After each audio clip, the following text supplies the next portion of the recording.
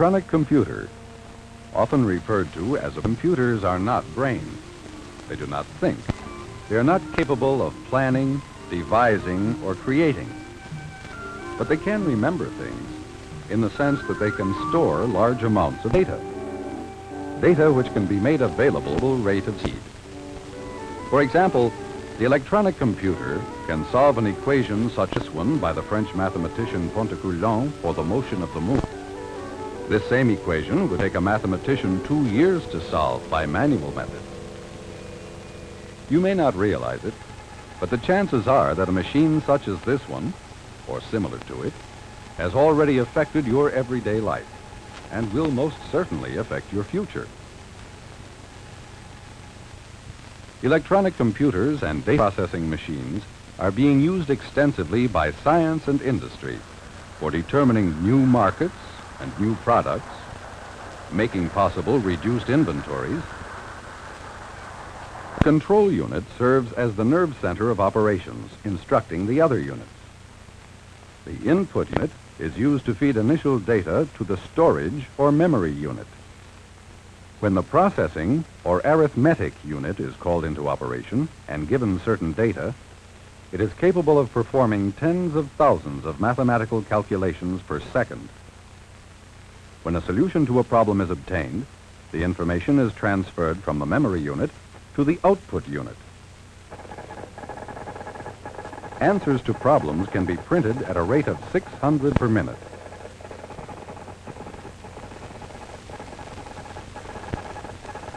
Electrostatic devices print answers at a rate of several thousand lines per minute. The chance of error in all these high-speed manipulations is extremely small. Computers can check their own results to ensure against errors.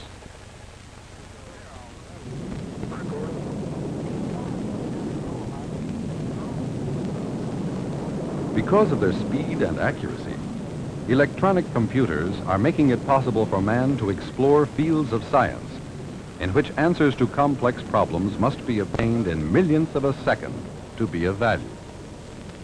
But there was a time when problems did not demand so much speed, and a man could count and compute on the fingers of his hand. This was man's first digital computer, for the word digit means finger. As early as ancient Egypt, finger counting was supplemented by pebbles. Pebbles dropped into respective trenches in the sand represented ones, tens, hundreds, thousands, etc. The word calculus, from which we get the word calculate, means pebble. Calculation involved the slow process of removing excess pebbles from one trench and transferring pebbles to another. This crude computer was the forerunner of the abacus. Instead of pebbles, beads strung on wires represented digits or groups of digits and resulted in a more maneuverable instrument. This type of digital computer is still used with great skill in parts of the Orient. With the advent of the machine age, mechanical devices were taking the place of the hand in manipulating digits. This Parmalee calculator of 1850 was the first keyboard adding machine. The first practical rotary calculator using wheels to manipulate digits was this Baldwin, developed in 1872. The Brunsviga lever set calculator of 1891 operated faster than previous devices, making it possible to handle more calculation in less time. The need for faster calculating machines became apparent as the population expanded and more data had to be processed continually. The United States Census of 1890 was processed on this tabulating machine using punched cards in 1.5 years. Manual methods would have taken 8 years. Many other types of calculating machines were developed to handle the increasing volume of business, economic, and scientific problems. This early ENIAC electronic computer was used to solve problems in 2 hours that would have taken a mathematician working with a slide rule 100 years. Our electronic computers of today look extremely complex. This UNIVAC Lark fills an entire room.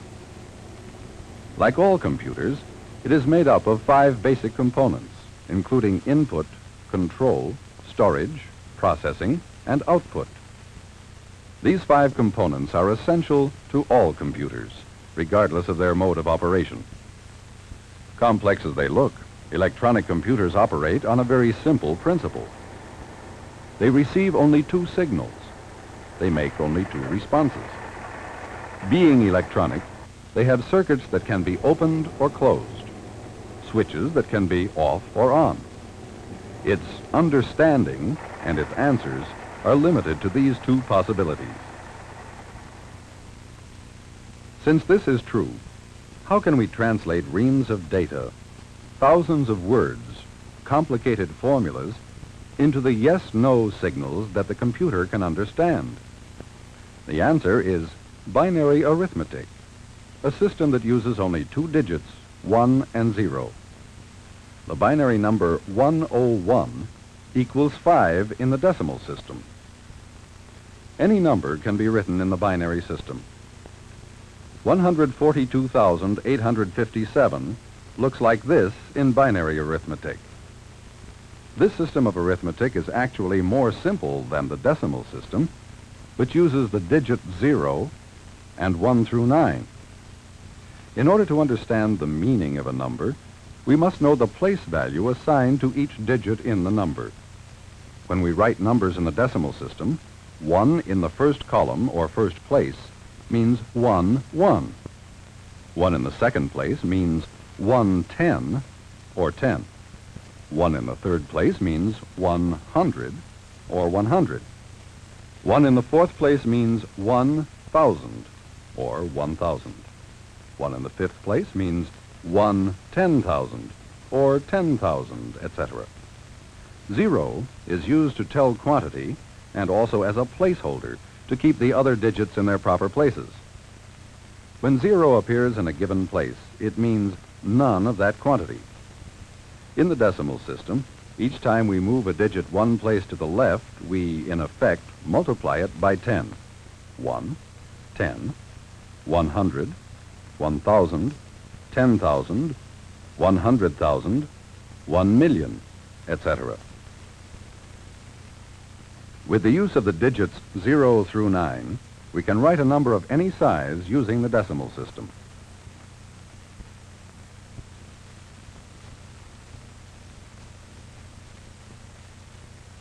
In the binary system, we use only 2 digits, 0 and 1.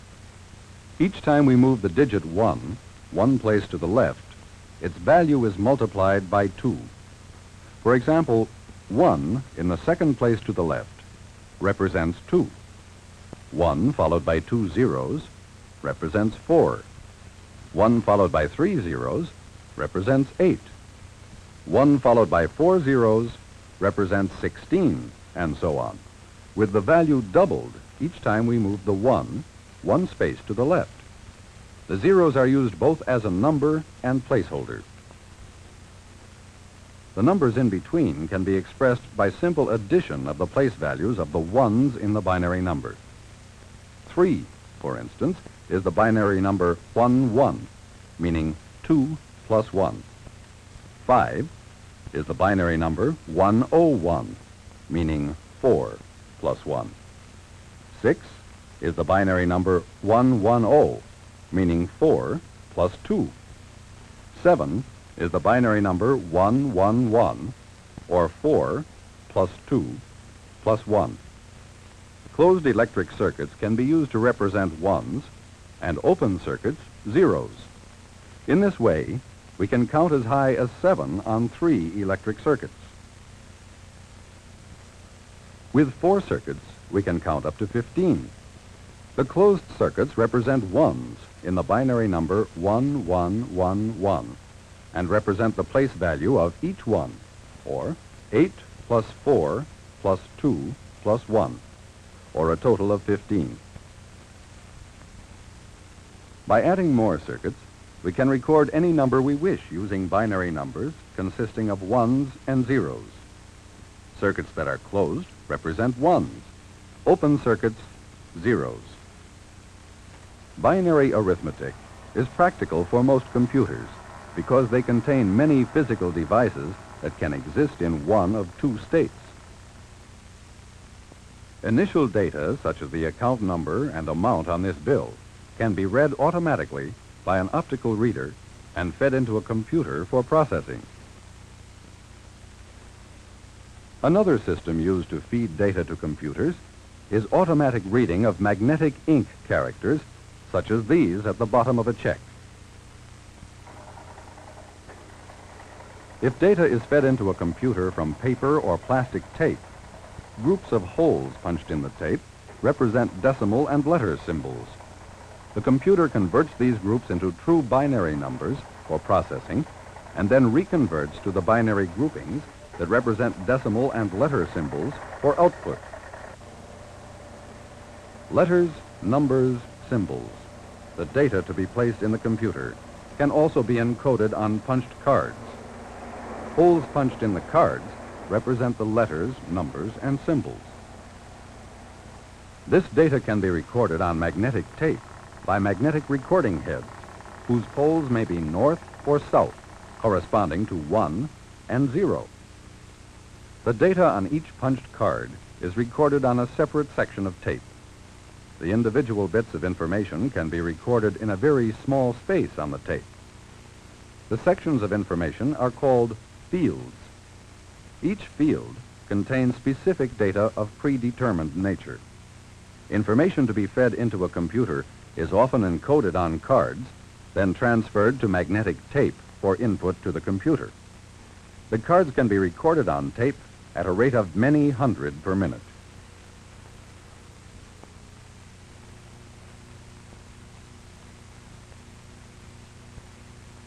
The tape can then be fed into the computer at a rate up to 120,000 characters per second. This data is stored in the computer's memory unit for use in solving problems. One type of memory used is the magnetic core memory, capable of storing millions of bits of information. Tiny magnetic cores threaded on wires store 1 bit on each core. A current of electricity passing through a core sets up a magnetic field that may be clockwise or counterclockwise, corresponding to 1 or 0. Thousands of cores are stacked in planes, any one of which can be located and addressed in millionths of a second. The size of the memory in this type of computer depends on the number of cores in the memory unit. In solving a problem, data in a magnetic core memory is stored, recalled, compared, calculated, checked, and restored at a rate of many thousands of calculations per second. For storage of data, some computers use magnetic drums that revolve at high speed. Minute spots magnetized on the drum's surface represent ones. Unmagnetized spots, zeros. Another computer may store information on rotating disks mounted like records in a record machine.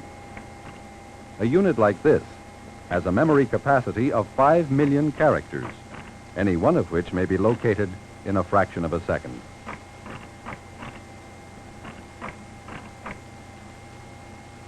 Regardless of appearance, all electronic computers operate on the same basic principle, using simple language of coded signals, signified by circuits that are off or on. Let's see how we tell the machine what we want it to do. The plan outlining the solution of a problem is called a flow chart. The solution is often prepared by 2 or 3 people: an engineer, scientist, or economist who knows the particular problem intimately, an expert in computer operation, known as a programmer, who can lay out the solution in computer language. This flow chart outlines each step for solving an inventory control problem. A mathematician is usually required who can outline a method for solving a problem in terms of mathematical equations.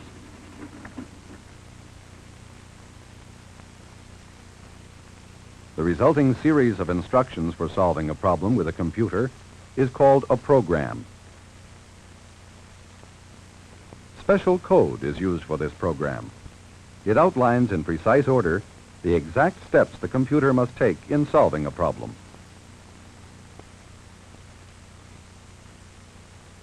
The last job of the programmer is coding, final translation of the program into instructions appropriate to the particular machine. Let's see how this problem involving stock inventory for a large department store is handled. Information about the thousands of small transactions that constitute the day's business is accumulated at the end of each work period.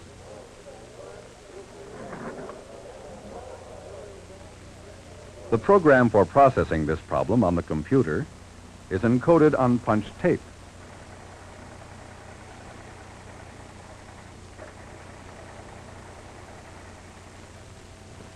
Information concerning the entire inventory for each department is stored on rolls of magnetic tape. These rolls of tape can contain the information from 2 million punched cards to be fed into the computer. Current transactions must be fed into the computer also. Given the necessary information, the computer console operator starts into action the thousands of electronic circuits. The control unit directs each step according to the program punched in the tape.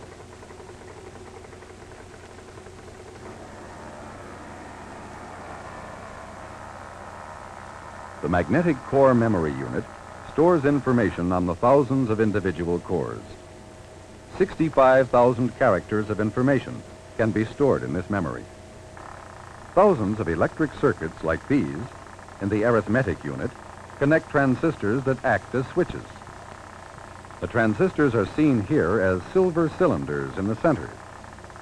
The arithmetic unit computes total sales for each department against inventory revision of the previous day.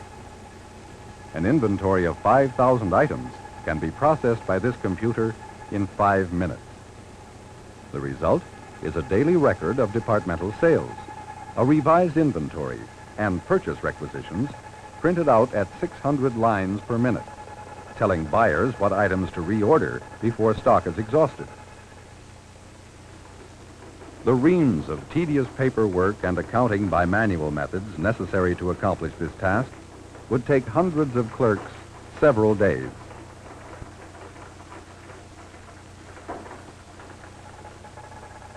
Such a task requires only a small percentage of the computer's work week. The remaining time, the computer is free to do payroll accounting, printing out as many as 90,000 checks in an afternoon, credit accounting, customer billing, and the hundreds of other arithmetic tasks that people would otherwise have to perform.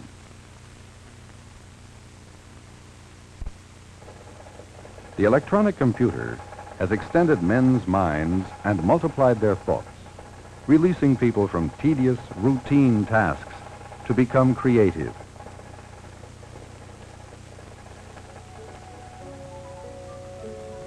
The thinking of students is tested with special examinations that are fed into a computer for automatic scoring.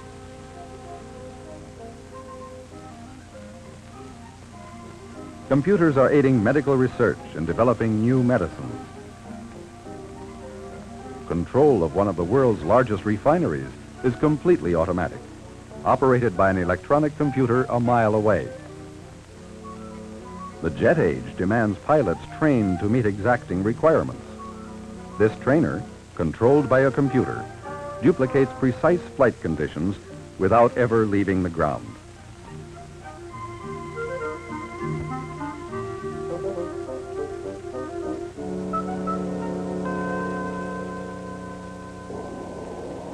Airlines use automatic air traffic control to handle thousands of flights daily. Airline flight plans are fed into a computer, filed, and compared with other flights in the area and with changing weather conditions.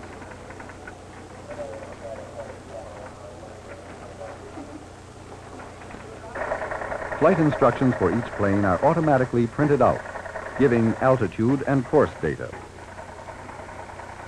Should there be a conflict with other flights, a warning is sounded, and alternate courses are given immediately.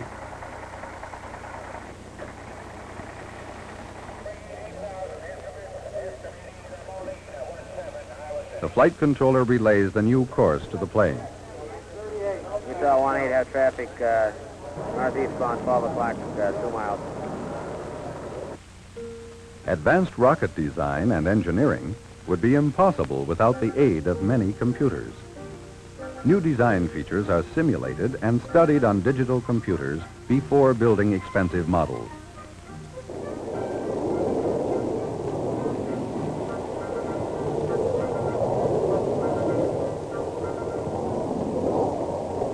Difficult problems await computers of the future. Areas of science present problems so complex that today's computers would require years to solve them. Computers of the future are being developed that demand of the men and women who work with them the utmost in precise and logical thinking.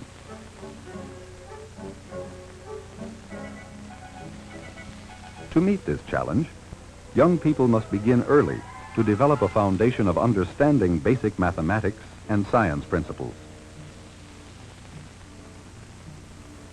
Computers do nothing voluntarily.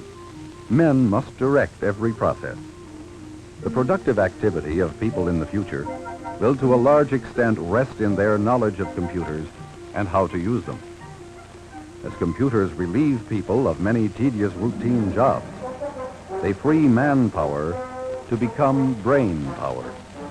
The only giant brain that can meet this challenge is the brain of man.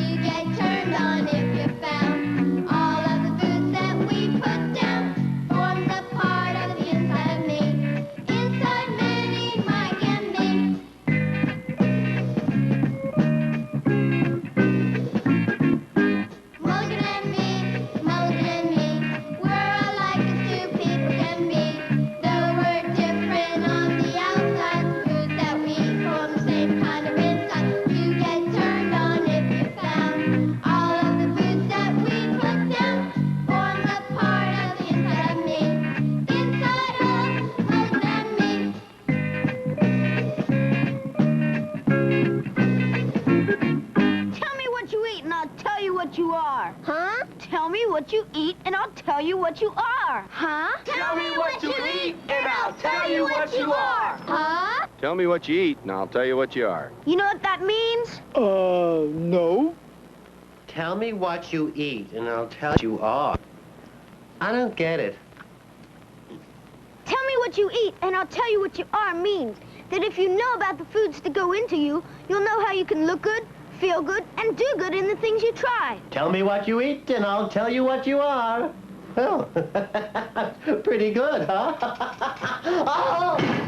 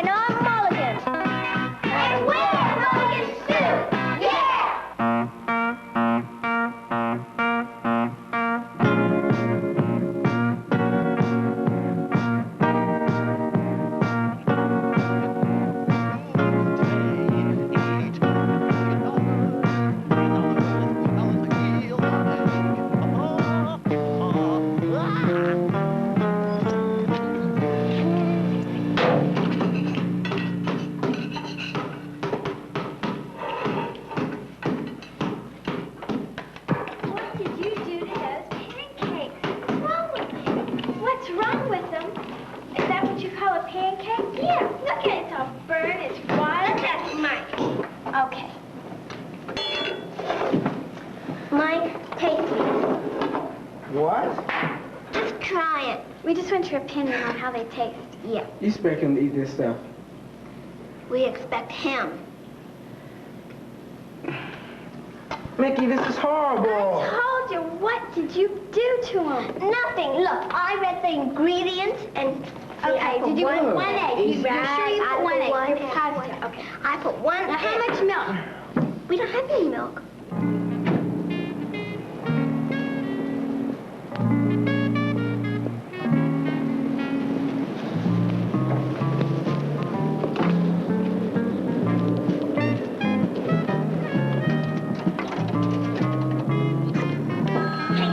How many eggs? Hello, Mulligan Stew's place. This is you know who. You know who? Yes, you know who. Who's you know who? Me, Wilbur Wright. Hey, kids! It's Wilbur Durite! Hey! Will you be quiet? You never know who might be listening. Oh, Wilbur. Now listen, I just saw the big boss. The big boss? Yes, the big boss. Wilbur just saw the big boss! Hey, the big boss, man! Will you be quiet? You want to give the whole thing away to the enemy? Enemy? Wilbur, don't be silly! Now listen, I have an assignment for you and the Mulligan stew, if you can handle it. An assignment? Oh, sure, Wilbur, come on over. Okay, now, here's my plan. I'm going to come right on over. And don't bother to knock. The door's always open. And I'm not even going to bother to knock. You'll leave the door open for me so that I can slip right in. Okay, Wilbur. I'll see you when you get over here. Hey, kids! Wilbur's coming over with an assignment. Ray. That'll be fun.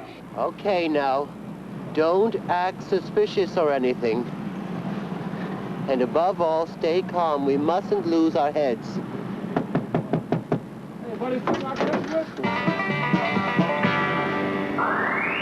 To know what's happening in the good eating scene, you have to know a little about digestion. Digestion. The process of making food absorbable by dissolving it and breaking it down into simpler chemical compounds in the alimentary canal for assimilation into the body system. Yes, sir! Wilbur's right! Me? A stuffed shirt? Well, that's preposterous. Well, here we go. We're about to be eaten. Oh, yeah? That's out of sight. I've never been eaten before. Me neither, but I hear it's not that bad. What happens in there? Well, you know how the body is made up of millions and millions of cells? Yeah. Well, that guy's got to eat us foods so that each of those cells can be fed to live and grow. We're gonna go right into the cell. No, first he eats us foods, then he digests us. Digest? Yeah, it's a process that breaks us down into the parts that his cells need to live and grow. Oh, yeah. Wait, the guy's gonna pick us up on his fork and eat us. I'll explain it all to you as we go along. I'm ready when you are. Here we go. Hey, where are we? This is the guy's mouth. Digestion starts here. He chews us up with his teeth into smaller parts so we can have an easy trip down his throat. That's why you have to have good teeth, right? Right. Hey, what's going on? Take it easy, take it easy. That's just saliva. Saliva? You know, spit. Oh, spit. Why didn't you say so? Okay, the saliva has stuff in it that starts to change some foods, like carbohydrates, into sugar. Well, that's all well and good, but does it have to make us so wet? Well, that's so we'll be easier to swallow and go down the guy's throat. And here we go. Whee! Now, where do we go now? The throat, or as it is called, the esophagus, will take us to the stomach for more digesting. Wow, the stomach sure is a groovy place. Yeah, Now, here comes some more digestive fluids, and the stomach walls will move around and churn, so that we can be mixed up a little more for digestion. No, this is fun. I want to be digested more. Okay, now that we're a liquid substance, we're going into the small intestine. What happens then? More fun? You'll see. We're passing through the stomach into the small intestine now. Oh boy, this is like a magic land. It sure is. Okay, here in the small intestine, we're going to be broken down into different parts, like fatty acids and amino acids. For building new cells. Right, and simple sugars. Then we'll be absorbed through the intestinal walls and go into the bloodstream. Where to now? Now, well, we each go to the cells that need us the most. Some of us will repair damaged or tired cells. Others will build new ones. And some of us will be stored up for use later. Boy, this was the best voyage I ever took. Me too. See you later, pal. See ya. And don't forget, the next time we see each other, we'll be parts of this guy's cells. You can't be on top of it mentally or physically unless you eat right. That means a balanced diet. You can't be a good athlete, a good student, a good musician, or a good anything unless everything is working right. And to get everything to work right, you have to eat right. Right. Right. Right. Right. Right.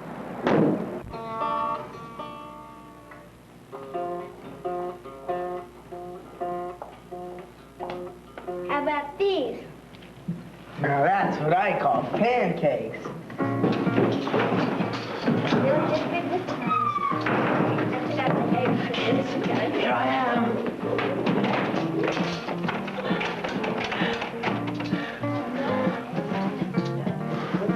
Kids, it's me, Wilbur Do-Right, fourth assistant, the second helper of the 8th person in the line of the Department of Important News.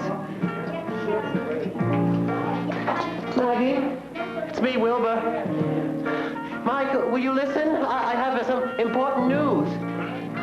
Mickey, Manny, Mulligan, this is vital. I have an assignment for the Mulligan Stew Force. Your country needs you! Gee, Wilbur, why didn't you say so? How long have you been here, Wilbur? What's happening, Wilbur? Hey, Wilbur, how you doing? Hi. Holy cow, it's Wilbur Do-Right. What's up? I have an assignment for the Mulligan Stew Force, if you think you can handle it.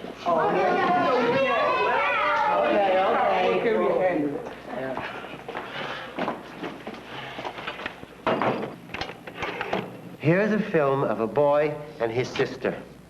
This is Bobby Jenkins, a typical 15-year-old boy and his 14-year-old sister. Now, Bobby and his sister Alice were very popular in school, went to all the parties, good-looking too, used to date all the time. What do you mean, used to? Wait and you'll see. Bobby was voted most popular in school, and he excelled in sports. Wow. Wow is right. Now, Alice was the most popular girl in the school. Cheerleader, booster, acted in the school plays. What happened, Wilbur? Here they are as they look now. See how grouchy they act? Their friends don't even like them anymore. Really? Yes.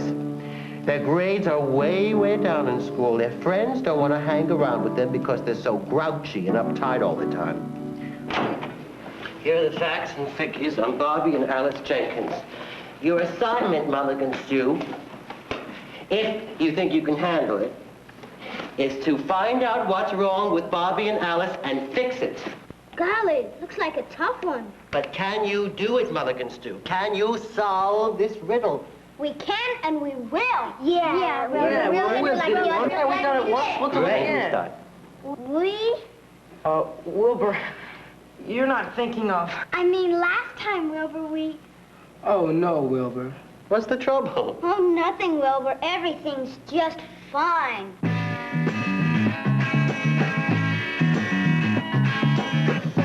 4, 3, 2. That's a formula for me and you. 4, 4, 3, 2. That's the only thing that'll do. 2, 4, 6, 8. Hurry on now, don't be late. 4, 4,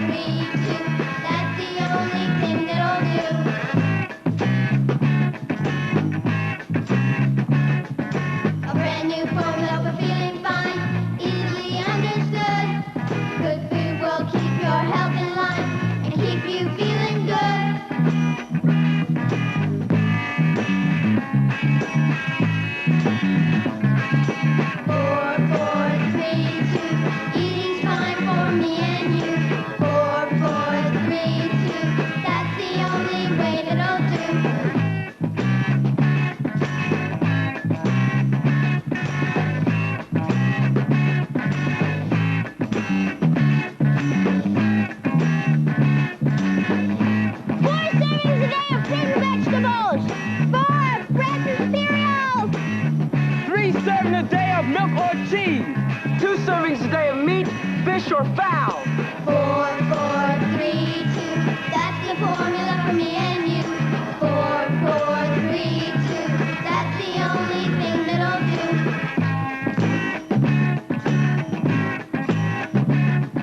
A brand new formula for feeling fine, easily understood. Good food will keep your health in line and keep you feeling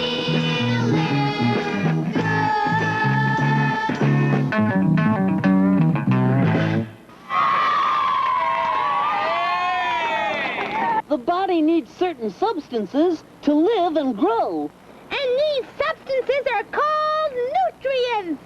One of the key nutrients you've got to know about is protein. Proteins build and repair the cells of our bodies. We get protein from the foods in the meat group, the milk group, and the bread and cereals group. Let's hear for protein. Minerals are another important nutrient. Iron and calcium are important minerals to remember. So is iodine. Iron is needed by your red blood cells to carry oxygen to your body. Without iron, we'd feel sick and tired and run down. We get iron in the foods from the meat group, the fruit and vegetable group, and the bread and cereal group. Calcium helps to build strong bones and strong teeth.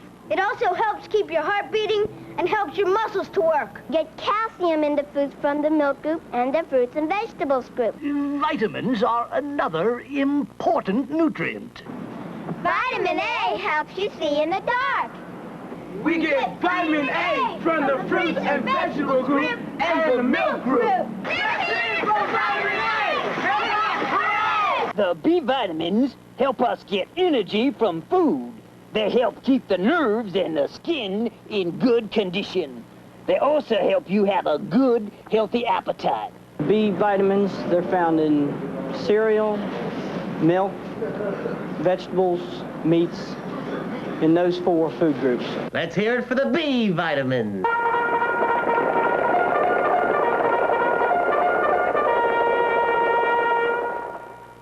Vitamin C is very important. Vitamin C helps hold our body cells together.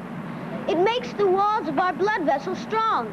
It also helps to heal wounds. Vitamin C is found in citrus fruits and other fruits and vegetables, too. Let's hear it for vitamin C. Other important key nutrients are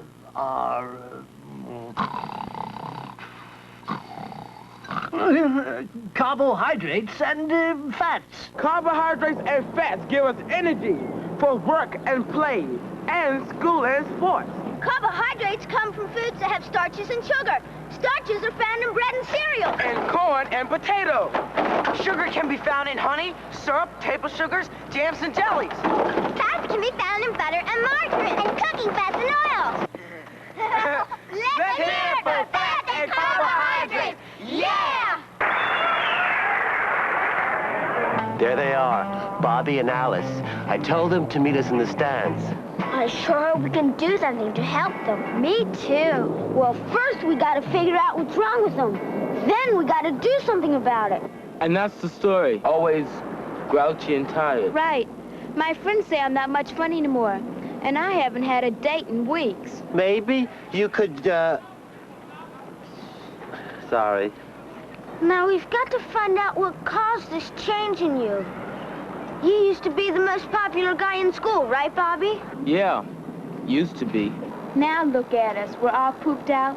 Like we were old people, grouchy and uptight. What do you think, Mulligan? Yeah, did you figure it out? Come on, tell us. Okay, then, here's my plan. Now, we've got to examine Bobby and Alice and what they do every day. And maybe that'll give us some clues to why they've become so tired and run down lately and irritable. That'll take a lot of work, Marvin. Not if Bobby and Alice help us. Now, you've got to tell us what you do on a regular day, okay? Okay with me. Me too. Well, what are we waiting for? Let's begin. Oh, Wilbur. Well, we get up in the morning and we wash. Right. Bobby uses the bathroom first while I brush my hair. Then I come out and do a few exercises while Alice uses the bathroom. And I don't do my exercises anymore. Too tired and worn out, even in the morning. What happens then? Well, after we get dressed, we grab our books and start for school. Sure. We don't want to be late for school, do we? Heavens, no. Don't you even stop for breakfast? We already told you we don't want to be late for school. Only we're so drowsy all the time. We don't do well in school anyway. Yeah. What happens then?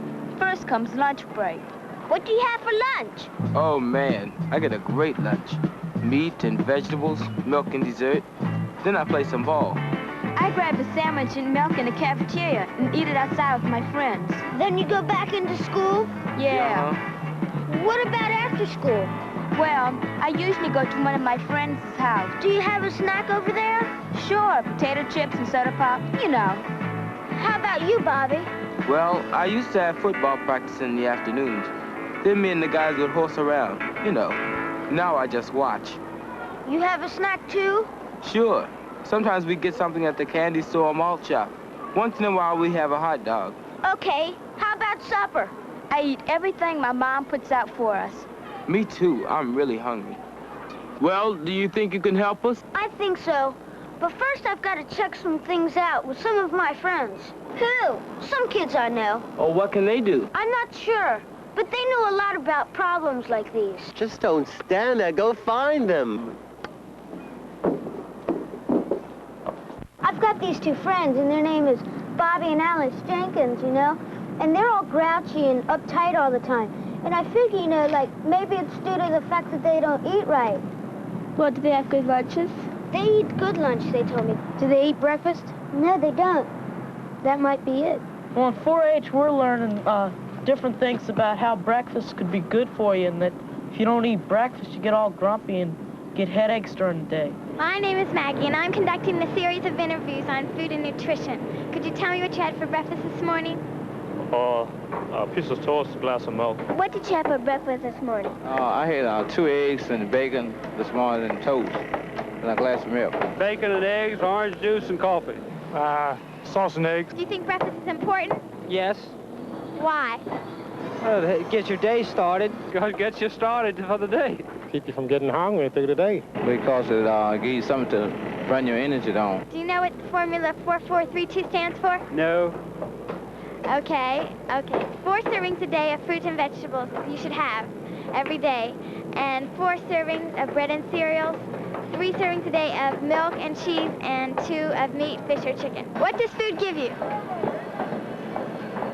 Well, too much of it gets me fat. I guess it gives me energy, huh? Well, if you eat the proper foods, it won't get you fat. How do you know eating good is important? You're not able to do very much if you don't eat good. You have to eat good to feel good, especially breakfast. You can't be good at what you want to be. A nurse, a doctor, a dancer, a lawyer, a fireman, unless you eat a balanced diet, the right foods, the right exercise, the right rest, all the parts. That was very good, Wilbur. Yes, I know. You have to know what foods you need to have a healthy body.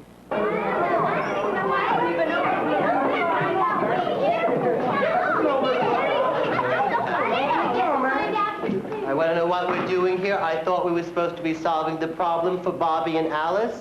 That's exactly why we came here. Well, I don't get it. Me neither. Don't worry, Wilbur. You will. I'm sure Mulligan knows what he's doing. Golly, I sure hope so. Okay, Bobby and Alice, you sit here. Okay, Mulligans, now let's set up. Kids, what are you doing? Just relax and enjoy yourself, Wilbur. It'll all be very clear in a minute. Ready? This will solve your problems. 1, 2, 3, 4.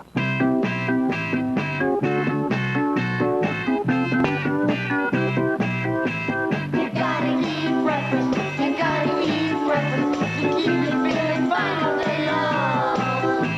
You gotta eat breakfast. You gotta eat breakfast to keep you feeling fine all day long. You gotta start each day with good food to keep your body running.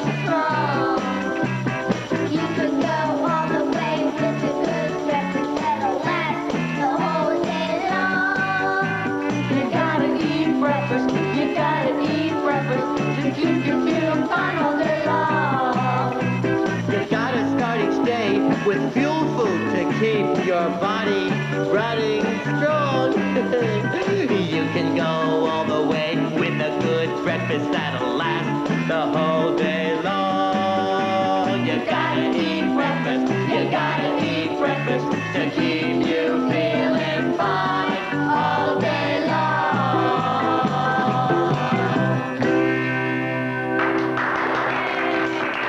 And don't forget the word, breakfast. We won't, man.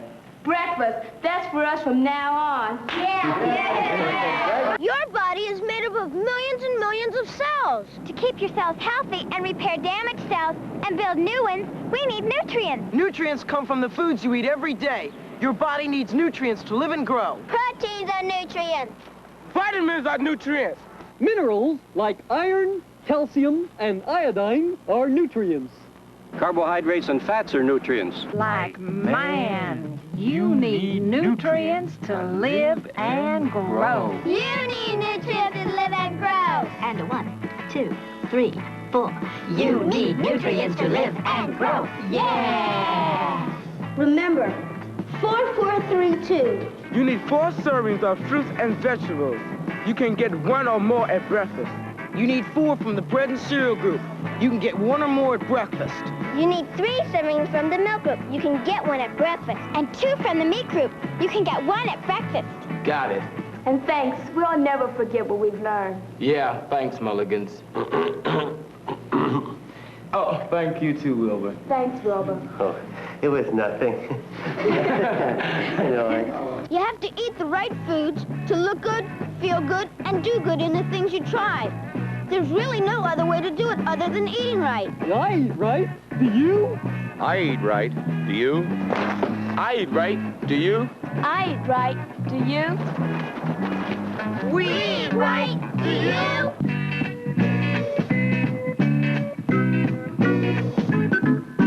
Maggie and me, Mickey and me, we're all like as 2 people can be. Though we're different on the outside, the foods that we eat form the same kind of inside. You get turned on if you found all of the foods that we put down forms a part of the inside of me. Inside Maggie, Mickey and me.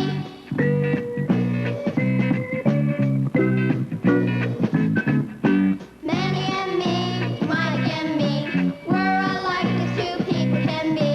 Though we're different on the outside, the foods that we eat form the same kind of inside. You get turned on if you found all of the foods that we put down forms a part of the inside of me. Inside Manny, Mike and me.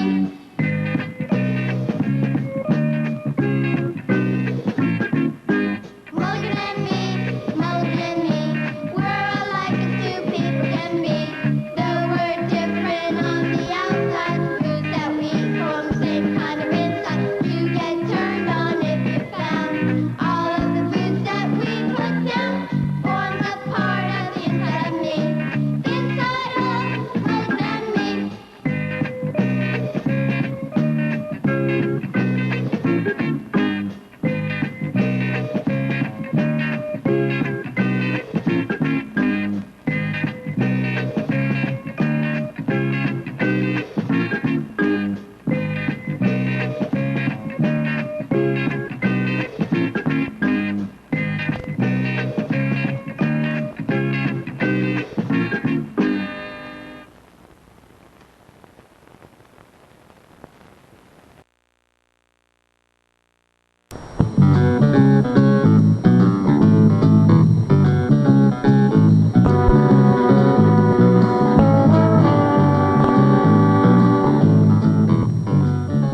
This is a truly remarkable device. It can button, zip, tie. It can pull, twist, turn. It can touch, feel, examine. It can wave, indicate, talk. It can shift, reach, manipulate. It can push, lift, carry. It can press buttons. It can sort. It can mail It can nail. It can strum, pick, hit. And every day, this remarkable device, the human hand, helps make a living, a very good living, for millions of people in thousands of different ways. Hands work efficiently and productively with the tiniest instruments and with great powerful machinery to do tremendous jobs. Hands get into close quarters. Hands are right where the action is. Hands work in intimate proximity to many otherwise very useful machines and materials that are capable of destroying or mutilating them in one senseless moment.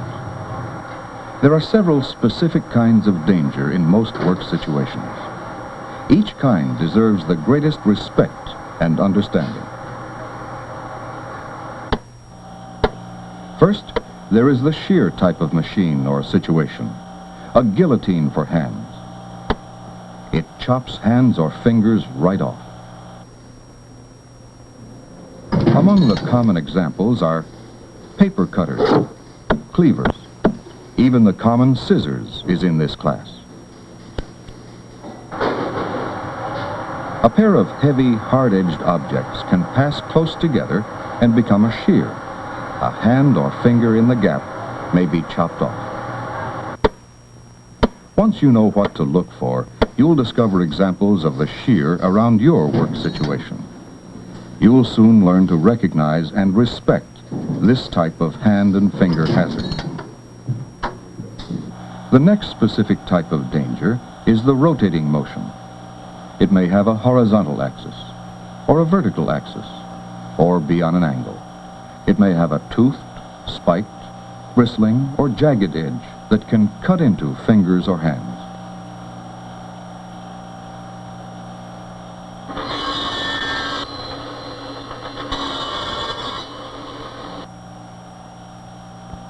It may have a sharp point or sharpened spiral sides that can cut right through a hand.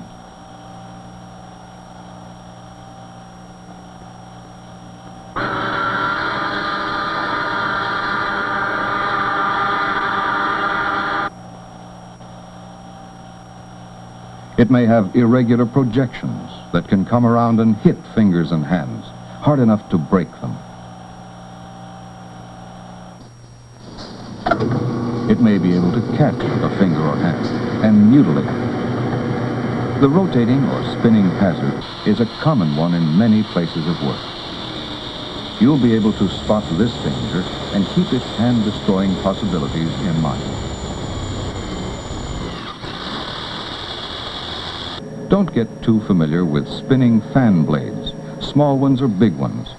They can cause a disabling injury.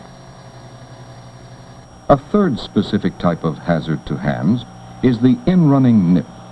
It grabs fingers and hands to crush them and tear them up. Watch for the dangers of in-running nip points in gears or any place that you find material being rolled or wound up. Wherever there are parallel rolls or shafts turning inward together, you have the danger of the in-running nip. It's the old ringer action. Watch for the dangers in belts and pulleys, chains and sprockets, racks and pinions, and other similar drive or conveyor situations. Learn to recognize and respect the grabbing power of the in-running nip, a menace to your hands. The fourth specific type of hazard to hands is the smashing action. A useful servant to man, it does what it is supposed to do, but it is certainly no friend to fingers or hands. That's why it is usually so closely and ingeniously guarded. A smashing machine can't sense the difference between raw stock and flesh and blood. Even if it could, there's no way for it to stop in time. Just doing its work, it can destroy a hand beyond repair, beyond any further usefulness to anyone. Learn to identify all the types of smashing machines in your work situation. Make sure you know what guards are supposed to be working on the machine. Ask for specific information about the guards and the rules for safe operation before you get your hands near the machine. Know what you're doing. Never take anything for granted. A variation of the smashing machine hazard is the pinch point. It is an ever-present danger to hands. Fingers and hands that get into the pinch point can be painfully squeezed, smashed, or broken. Every doorway or fixed object is a hazard when moving or carrying a heavy load. Just trying to put a heavy object down with your hands in the wrong place can cause a painful, disabling accident. Think ahead. Keep your hands where they won't be dangerously pinched.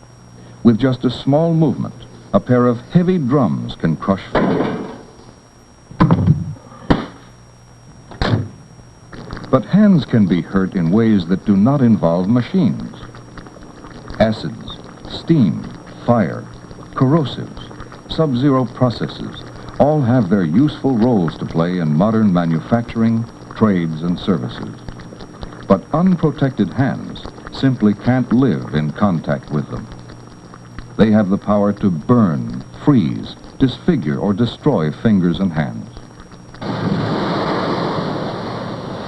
Know what sort of materials you are working with. Know what their effect may be on unprotected hands. Make sure you use the right kind of hand protection if your job should require it, even for short periods of time. In just one thoughtless moment, the damage may be done for a lifetime.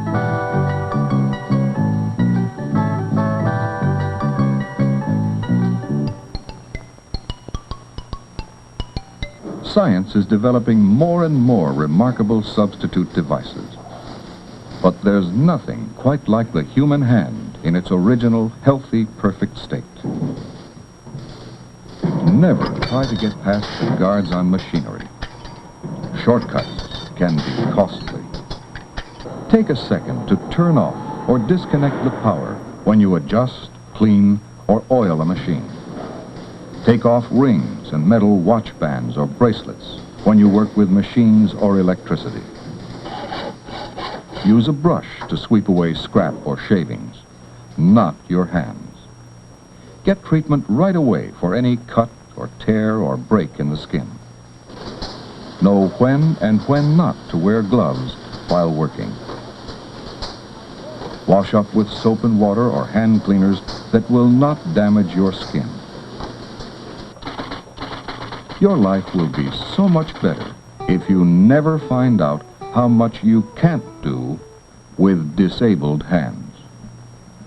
Mutilated hands can sometimes be repaired and rebuilt, but not just like new. In countless ways, your hands are essential to your good living. Learn to take care of them as if you really appreciated them.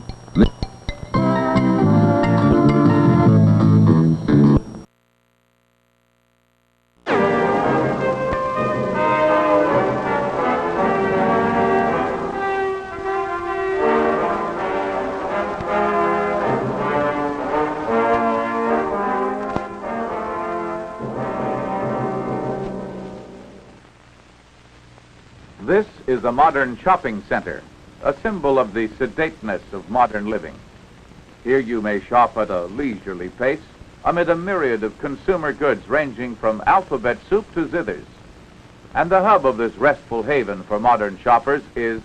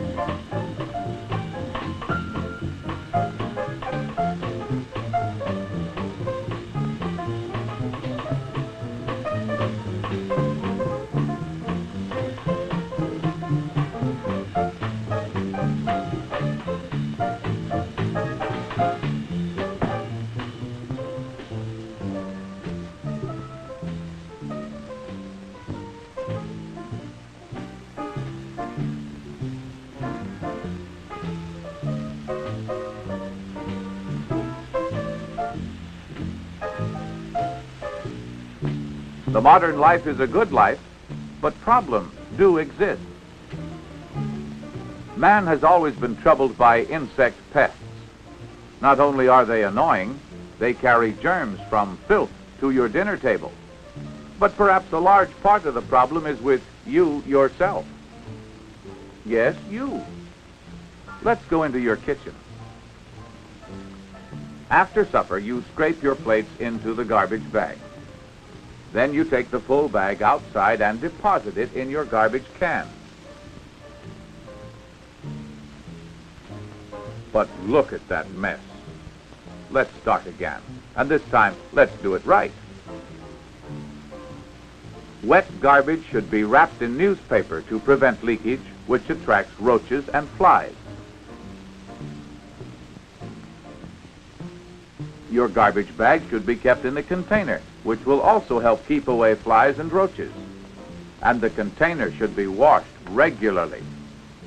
And, of course, the garbage should be taken outside every evening.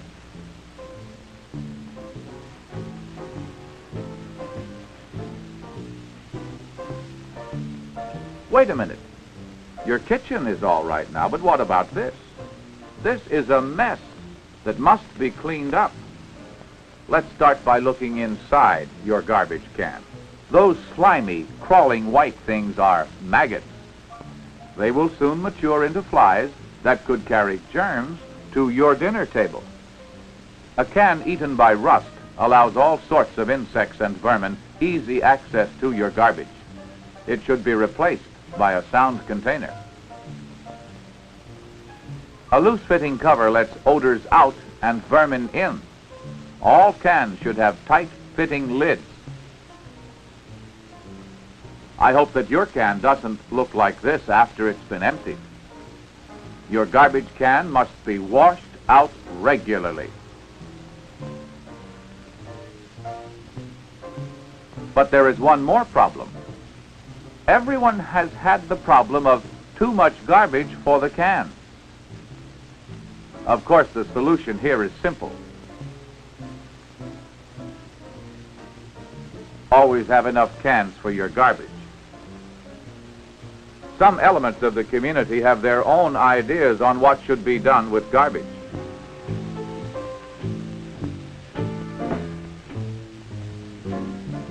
Scenes like this can be prevented by building a simple rack for the containers. This also keeps the cans off the ground and prolongs their usefulness. But all this is just the first step in solving the refuse problem. The next step is collection. Special trucks with hydraulic rams to compress the garbage are recommended for refuse pickup from homes. For commercial pickup, other special trucks are available.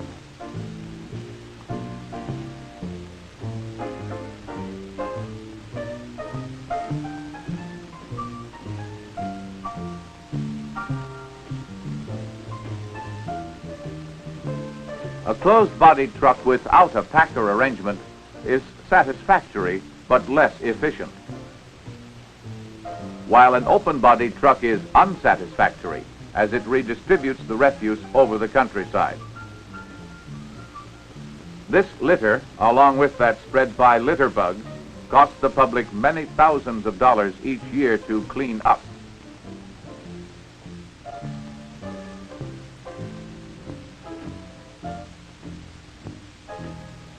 Now, what happens to the refuse after it has been collected? That's right, it is usually taken to a dump. This is unfortunately an all too common sight at many dumps. The smoke from a burning dump can create an air pollution problem, and the stinking smog may spread for miles.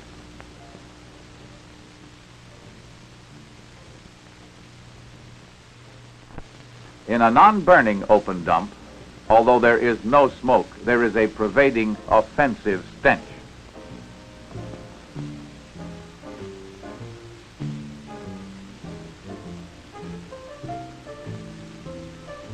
These maggots find excellent growing conditions on the open dump and will soon mature into repulsive, disease-carrying adult flies.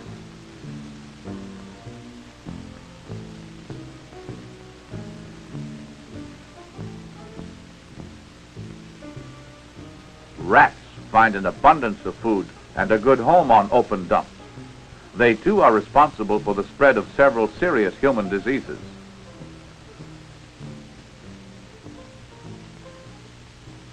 Stagnant puddles of water in dumps make good breeding places for mosquitoes. These wiggletails soon grow into biting mosquitoes, which are efficient disease spreaders.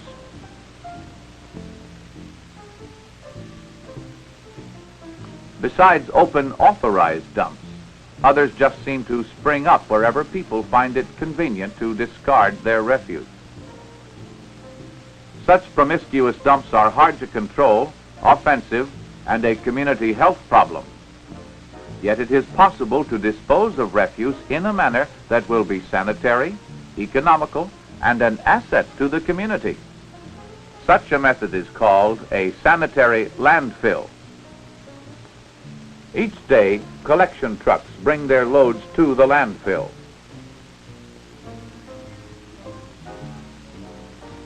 Here they deposit the refuse.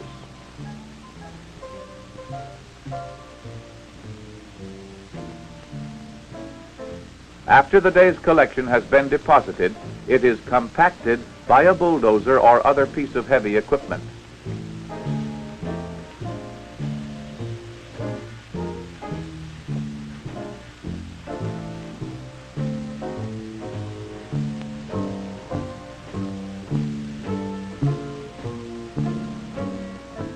After the refuse has been compacted, it is covered each day with a layer of earth.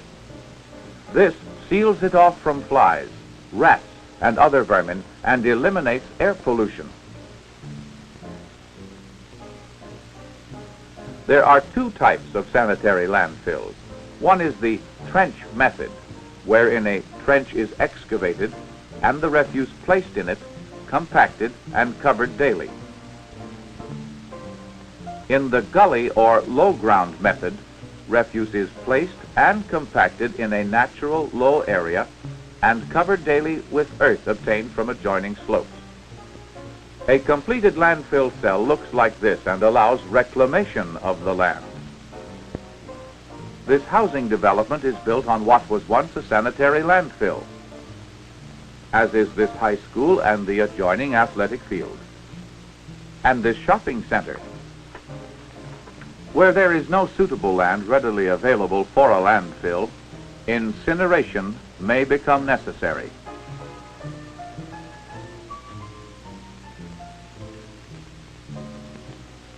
Incinerators are expensive to build and operate. Ashes and other unburnables must still be disposed of elsewhere.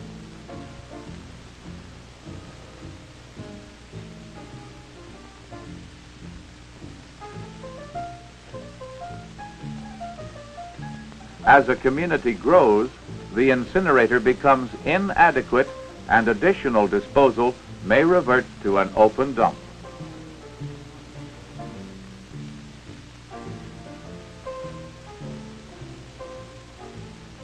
These flies that vomit on your food when they eat it breed well here too. Now, what can you, as a good citizen, do about this? Yes, you. First, make sure that your personal responsibilities are taken care of. Wrap your wet garbage. Empty your garbage regularly and have enough cans with tight-fitting lids in good condition. And keep your containers clean. Of course, this is just the start. The refuse problem is not one that can be solved by a single individual. It will take concerted action. It is a community problem and must be handled as such. A problem that grows bigger and bigger as people live closer and closer together. If you care, you can have this. If you don't care, you will have this. It's all up to you.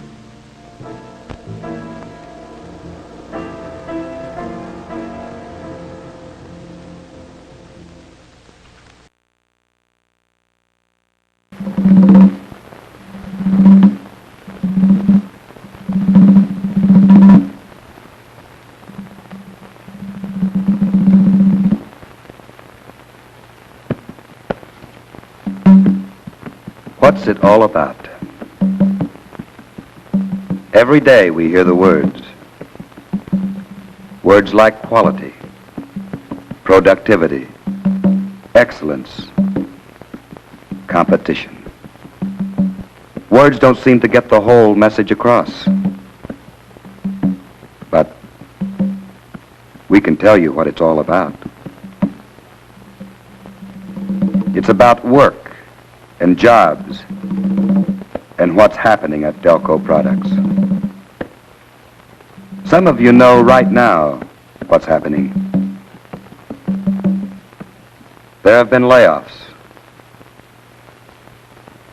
closed doors, empty rooms, silent machines. They're moving out the equipment that was once used to build appliance motors. And this equipment is only 2 years old. It's expensive machinery designed to help us do better work, make better motors. But it didn't work out that way. These machines were bought so Delco Products could be more competitive. Now, they're moving them out, selling them to the competition. Why? Because the machines didn't work? Not really. We just couldn't compete in the marketplace. Somehow, we didn't put it all together. Sometimes, some of us didn't think it was necessary to come to work every day. The cost of quality in Dayton couldn't meet the competition elsewhere. Now, the doors are closed. 1,300 people were laid off.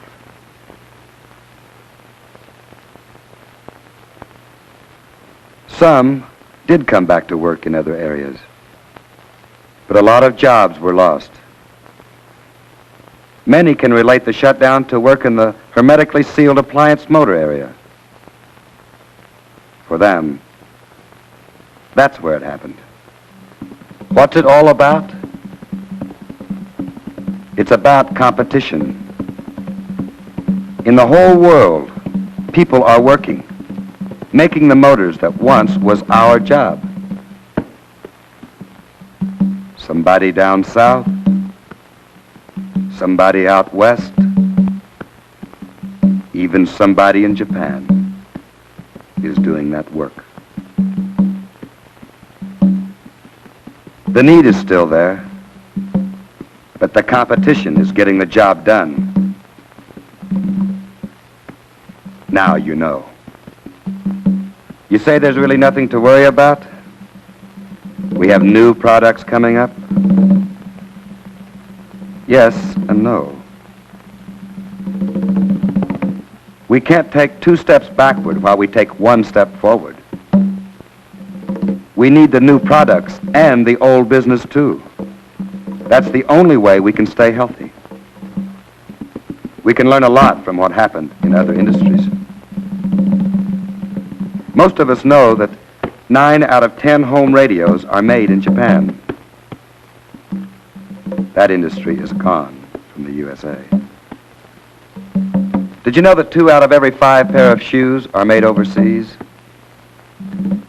Little league or big league, 9 out of 10 baseball mitts sold in the U.S. are made somewhere else. That sweater you wear to the bowling alley, where was it made? 7 out of 10 sweaters come from another land. And motorcycles? American motorcycles have just about disappeared. 19 out of 20 are foreign made. You get the picture? we're losing to the competition. It's time we recognize that working means a full day, every working day. We mean everybody. The others are gaining because we have forgotten how we made our business strong. We are only strong when everybody comes to work on time, all the time. We are strong when each person does his job and does it right, the first time. How many times have you heard someone say, don't work too hard? Hard work is what made us strong. We are only strong when we are willing to compete with the whole world. There's no real way the government can save us. Tariffs and surtaxes only help for a little while. In the world market, foreign governments would soon put taxes on all goods made here. That means people in many U.S. industries lose the competitive edge. If they don't have jobs, they don't buy cars or appliances that need motors. Then it comes right back to us. We should know the facts of life. And here they are. As for appliance and air-moving motors, we're out of business. Closed up. Shut down. We didn't cut the mustard. In hermetic motors, we are operating at 50% of our capacity. That's 1/2 of what we can do. Industrial motors, we're working at 75% of capacity. A little better, but we should be running at 100%. We're 25% down. On the good side, we do have the energy absorbers to build. We are ahead of competitors in this one area. But how long can we stay that way? You can bet on this. We can't research and develop new ideas and then lose the business we had.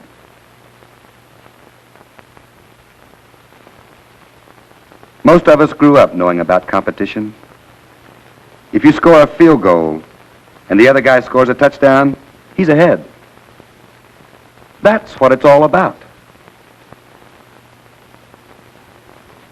Now,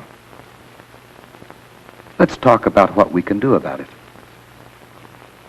The equipment we work with is designed to be productive at a normal, consistent pace. It's the best machinery we could design and buy. But it must be run from the very moment you start your shift.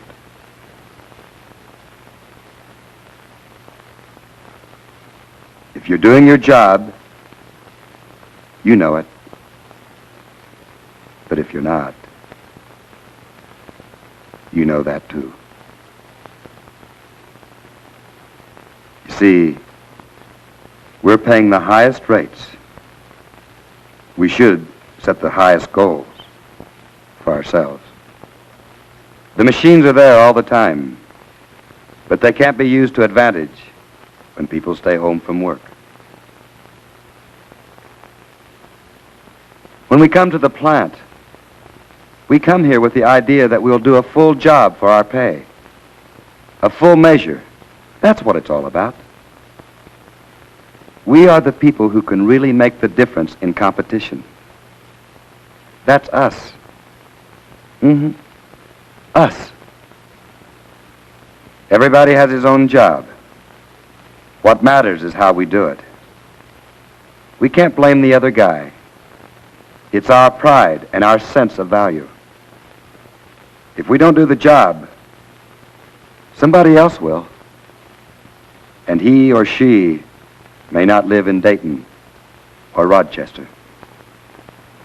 The competition is out there, wherever people are willing to work at the job and give 100% effort.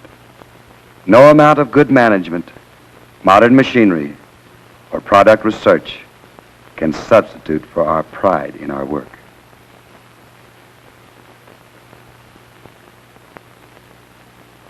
This runs pretty deep in all of us. We can only walk the world with dignity when we know we're giving our very best. And you know when you are. Dignity isn't the color of your shirt or the cut of your jacket. Dignity is what's in your heart and hands. Pride is knowing that you help to build a product that can and will compete with anything and anybody in the whole world. And it's something more than that, too. It's knowing we have a place to work, and there's a job there for us. A place to work is where we find dignity. Believe me, it's how we go about it that counts. What's happened has happened. We can't replay the game and get back the jobs we lost. But we can make sure that it doesn't happen again and again. Well, we can. That's more like it. We is a big word. It's a personal word. It means a big effort from all of us. With a little pride and honest concern, we could put Delco products right back where we belong, on top. When we do it, we're buying something for ourselves. You see, this is our place. We work here. And that is what it's all about.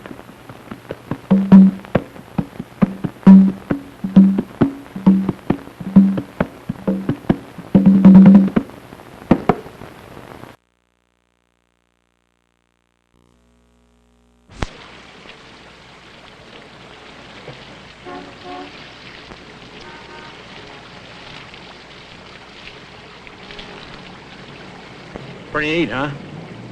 Hi, I'm Jonathan Winters, and this is a pitch-in mobile. I guess it's pretty easy to see why it's called a pitch-in mobile. You're right. It's to remind everybody to pitch in. Now, I suppose there are some of you who don't really know what pitch-in is all about. Well, that's why I'm here to tell you. Pitch-in means putting litter, like that paper cup I just threw in the basket, where it belongs. Or if you're in a car, pitch in litter bags. Now, maybe you're thinking about what good does pitch-in do? Well, it's a good question. You've heard of pollution of the air and pollution of our water. Well, litter is nothing more than pollution of our land. So when you and I pitch in, we're really doing two things. First, we're doing something to get rid of pollution. And second, we're helping our city with the big cleaning job it has to change waste into usable energy. You know, when you think about it, pitch-in is like playing on a team, which means we all have to work together to keep our neighborhood and our city clean. Because the cleaner it is, the nicer it is to play in, and the better it is to live in. And pitch-in is really a pretty easy thing to do, especially when everybody pitches in. But there are a few characters I know, and maybe you know a few yourself, who haven't yet gotten into the pitch-in spirit. Well, it's up to you and me to set them straight. Let me show you 4 of the worst litter bugs that dirty up our streets and parks and spoil things for the rest of us. Here's the first guy, Billy Joe Hardbody. You see, Billy Joe thinks and thinks that pitching in isn't anything for tough guys to do. Take a look at Billy Joe. He's something else. Yeah. I'm Billy Joe Hardbody, and I'm tough, see? I ain't afraid of nothing. Us tough guys can do anything we want. Like dirtying up the streets. These here parks. Throwing trash all over the place. Let somebody else pick it up, huh? So if you want to join my gang, this is how you live. Like a pig, huh? What do I care? This place is... Let it be a dump. Don't mean nothing to me. Shut up, Charlie. I'll drop you like a bad habit. This stuff is lousy. Whew. Park's filthy. Huh? Get out of here, all you guys. Where's the... That means motorcycles. Boy, Billy Joe really needs some straightening out, doesn't he? I mean, like thinking about somebody else should clean up his mess. Well, we'll take care of him later. Right now, I want to show you another litter bug we're after. He's called Choo-Choo. But Choo-Choo's problem is that he doesn't think the little pieces of paper he throws on the ground amount to much. But they do. Hi, Mr. Winters. You old 47-year-old man. Oh, hi there. Would you like a stick of gum? Or maybe a candy bar? Oh, that's all right. I have more for myself then. Boy, I sure love candy and gum. I love them more than anything else in this whole world. Except maybe my gum and candy belts here. Why, do you know they can hold over 100 sticks of gum and candy bars? Look, these are so many. And that much can last me at least an hour or two. Want to know a secret? Some kids around here say I'm a litter bug. Now, how can I be a litter bug? Just by throwing away these little teensy, tiny little wrappers. Huh? I mean, they're so small. How can they dirty up anything? I think they're just jealous. They don't have as much gum and candy as I do. I think you can see from Choo-Choo here that even the smallest pieces of litter, like wrappers from gum, candy, and ice cream, should be thrown away properly, or else they can pile up into a pretty ugly mess of trash. Now let's look at another character. He's called Boom Boom Bailey. Now, Boom Boom tries making a game out of pitch-in, but his problem is he never plays by the rules.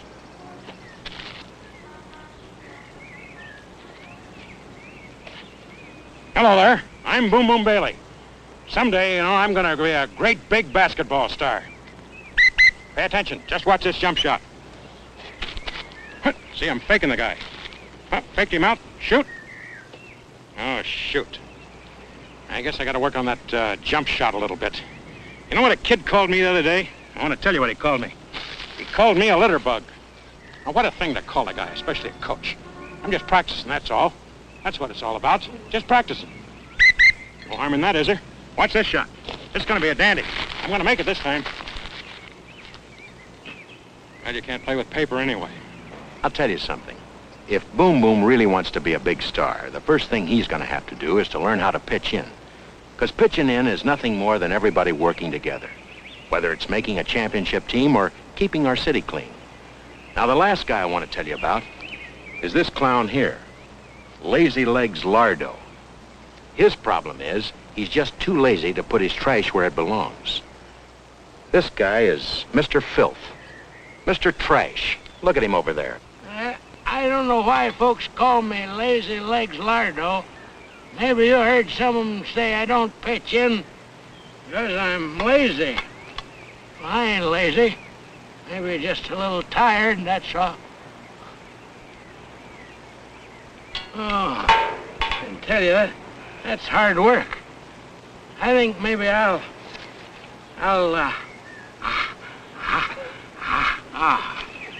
rest a spell.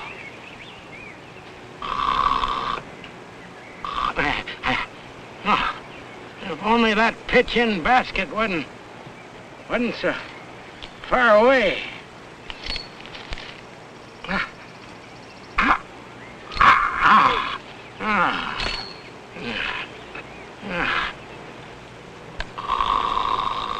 Well, there they are, the Filthy Four, some of the worst litter bugs in America. Calling pitch-in mobile number 1. Come in.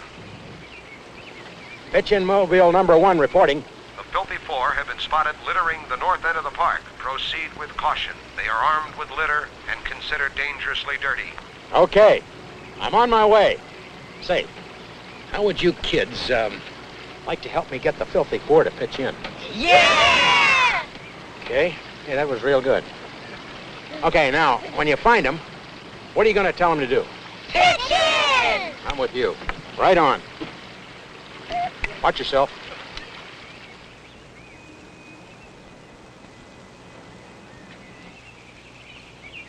Hey, Billy Joe, don't you know how to pitch in? Yeah, I know how to pitch in. But I don't want to pitch in. Because pitching in is for sissies and weaklings. Not for tough guys like me.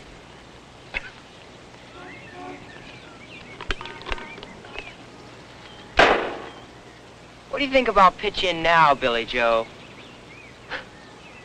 Well, like I say, pitching in is beautiful. It's just beautiful. What neighborhood are you from, kid? Choo-choo, don't you know how to pitch in? Well, what the heck? These are just teensy-teensy pieces of paper. What can they hurt? Besides, there's no pitch-in basket around here. What do you think that is? What? My gosh, that's a wire basket. But what does that say? It says pitch in. When you don't see a pitch in basket, just hold on to it until you see a pitch in basket and throw it away. You can do that. You're right. Now, never throw anything ever again on the ground. Boy, we've got to get busy here and pick this up and put it in there. Yeah. Hey, Boom, how's it going? Huh? Where are you? Oh, yeah, that's okay. I just need a little more practice. You know, it would help if you followed through on those shots, like this. And if you miss the shot, just come in like this, pick it up, pitch it in, like that. Hey, I get you. Just kind of dunk it in, right? Right. Hey, you know, this pitch-in's gonna be okay, kid. You're all right. Watch this. Not bad, huh? 47 years old.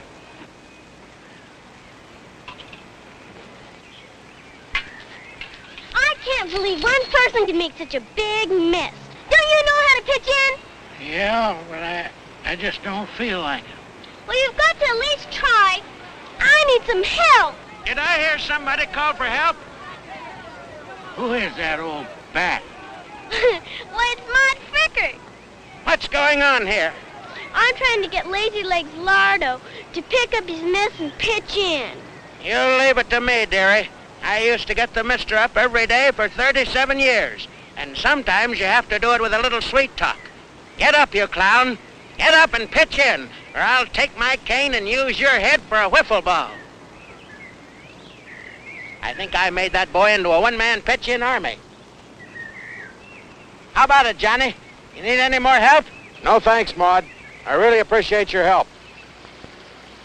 Well, thanks to everybody pitching in, my job is done. I just hope you all remember what went on here today. If you want your neighborhood clean, your parks clean, your whole city clean, and nicer to play into, it means that everybody has to work together and do what, gang? Right. It's so good to see the green grass grow again. After years of being careless, now the folks seem to know it's time to pitch in. Time to pitch in. We can breathe a fresher air. There's more beauty everywhere, 'cause more people seem to care. They're all pitching in. We've got to pitch in to clean up America. We've got to pitch in to clean up America. And if everybody keeps pitching in, we can call on America, America the beautiful, once again. Oh yeah.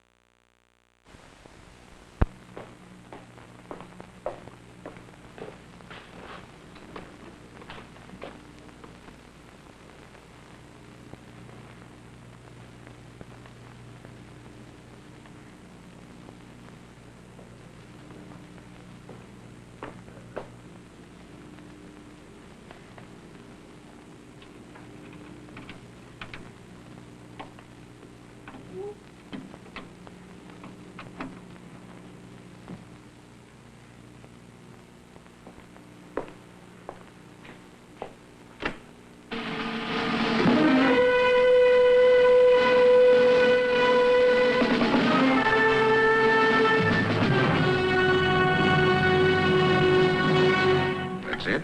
Hold it. Fine. What you see here is a standard television receiver, exactly like you have in your home or business. However, there is a complete difference because you are about to view a communications technique that'll do many startling things, such as this.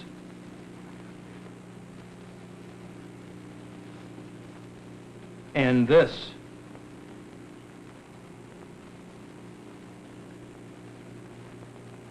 And yes, even this.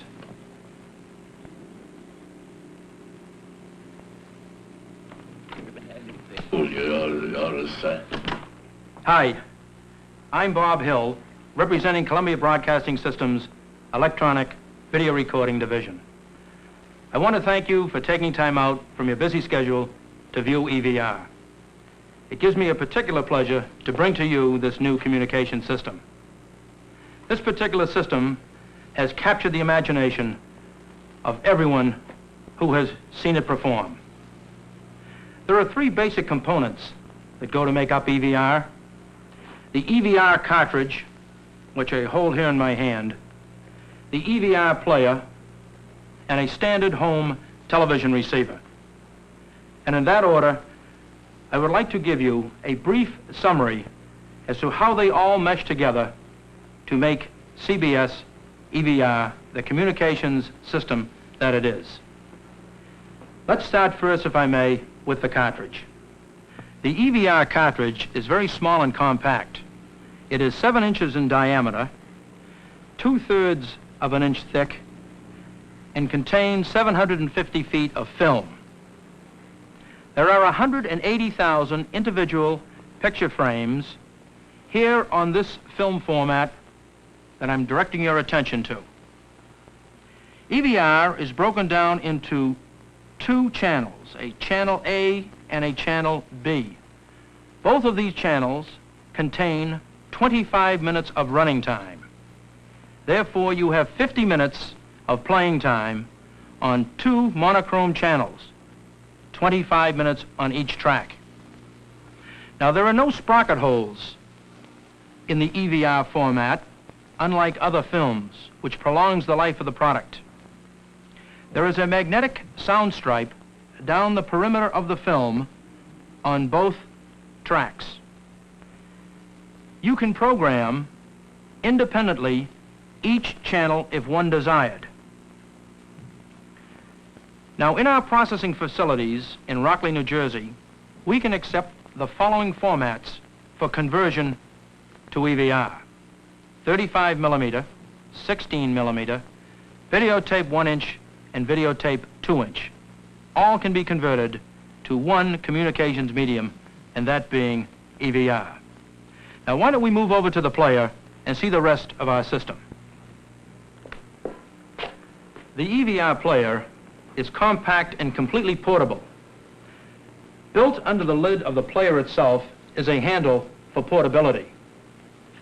Located on the right-hand side of the EVR player is a simple control panel. In operating the EVR player, one simply lifts up the lid of the player, places the cartridge over the spindle, and locks it in place. It's done automatically. You press the play button, and you transmit a signal to the television receiver.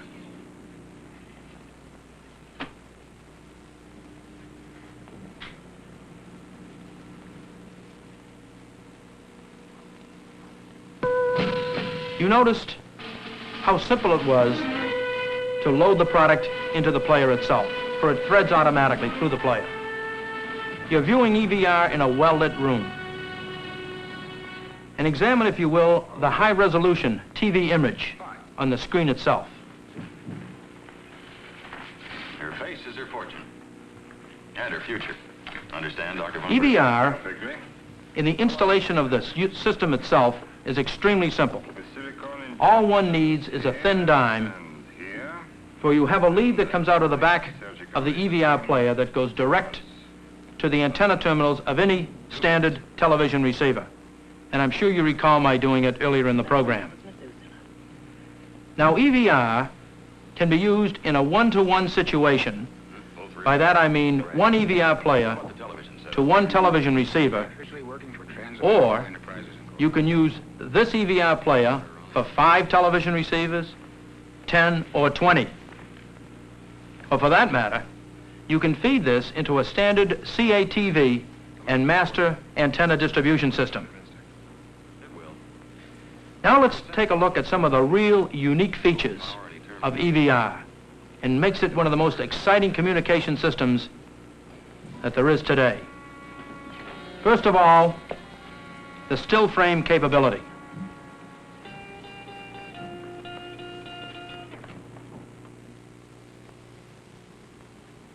I have selected one of the 180,000 frames that I showed you earlier in our film format. And I have selected that particular frame at my own election. Now, built into the face of the player itself is a crawl mechanism that allows us the freedom to be able to go frame by frame through the entire cartridge, 180,000 frames. Now think, if you will, for a moment. This could be a page in the book, a diagram, a bit of information. For example, if you were moving too quickly in a classroom situation or a teaching situation of any type, you could go in reverse. Or you can scroll as fast as one desired.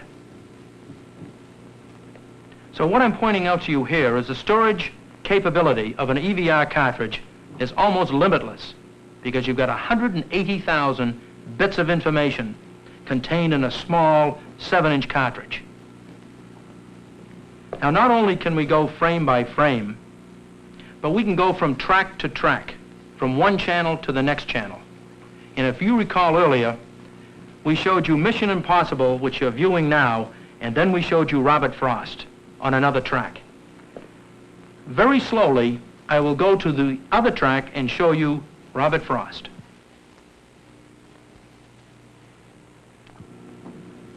And I mentioned, if you recall, that you could program independently. As you're viewing here, we have Robert Frost on one track, and we have Mission Impossible on another track. What this could be is an English program, and this could be French. This could be the question, this could be your answer. This could be your 1969 line of automobiles, and here is your 1970 line. Complete flexibility from track to track. You can activate the player and continue on the other track if one desires. Think of it. Where the thought comes in, the force comes in, the wild force. My friendship lately in Washington has been very strange to me. It's blundered into, and I'm very much... I am now going to place the player in the stop mode. I'm doing this so I can explain the very next feature with the EVR system, and that's the ability to seek out other information further into the cartridge. Built into the player is a fast forward and a fast reverse. By pressing the fast forward button, I activate the player. You will see nothing on the television screen, but I will seek out additional information or programming material, whatever the case might be.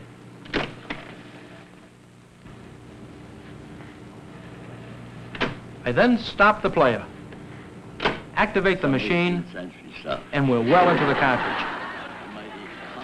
Mighty contiguity of shade. That's fun, isn't it, that way? You know, we're taught that they're going to change to the... You can not only go forward, but you can go in reverse. So at your own election, you can recall as much information as you desire, as frequently as you desire, and at your own pace. While the player is in motion, if one desired, you can still go from track to track. Yes, this is Arnoldo's handwriting.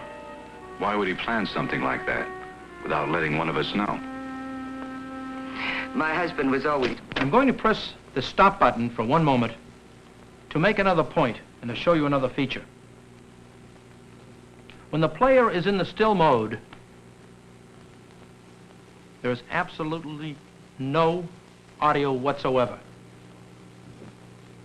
Let me do it and show you again the importance of this feature in a teaching situation. Of simpering little romance.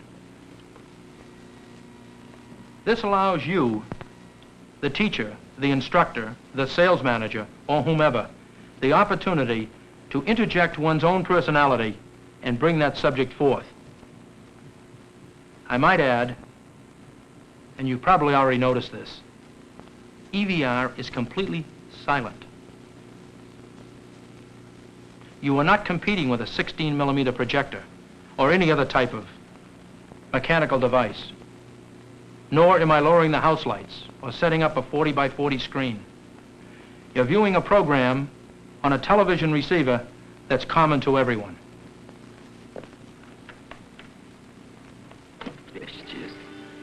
What does it matter why he did it? What could work into our plans better?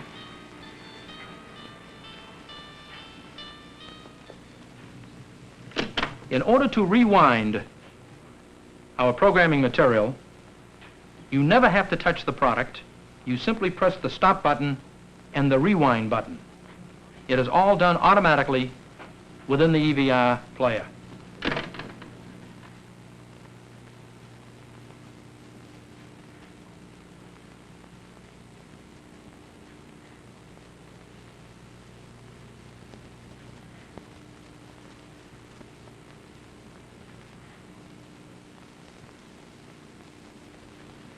You simply open up the lid,